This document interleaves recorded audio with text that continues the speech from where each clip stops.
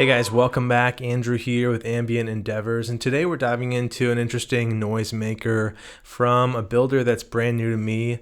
They're called Normal Devices, based out of Canada. And if you're a fan of like noise rock or heavy post-rock sounds, or really just chaos and mayhem by way of reverb and distortion, this pedal is for you. It's called Decay Cascade.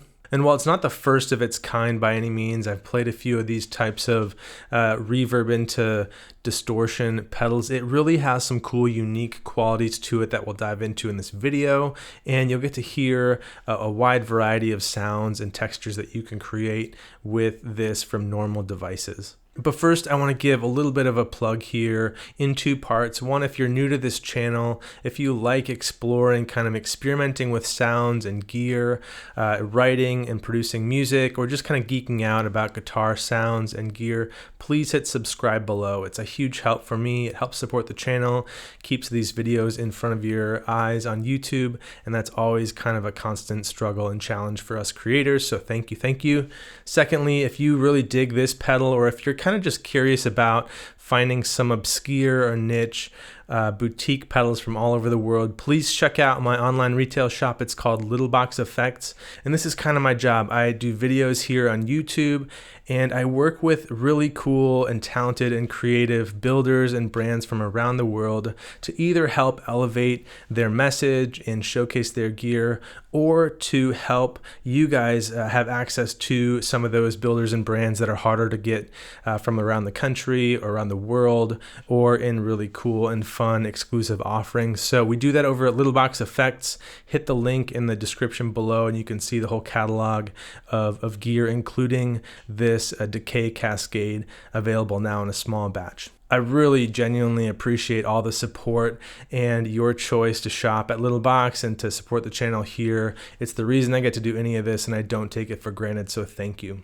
Let's move on to the pedal again. Decay Cascade. Again, we have a reverb circuit, we have a distortion circuit, and we're going to talk about how the controls and the interface kind of let you dial in those textures, starting with the reverb portion. So you have up top here a mode switch, which kind of selects one of three different types of reverb or reverb-like tones. You have in the up setting a hall style reverb that's a little bit more mellow but has a nice subtle sway of modulation in the trails. In the middle, you have a bright, kind of vibrant spring reverb that has a really long decay to it.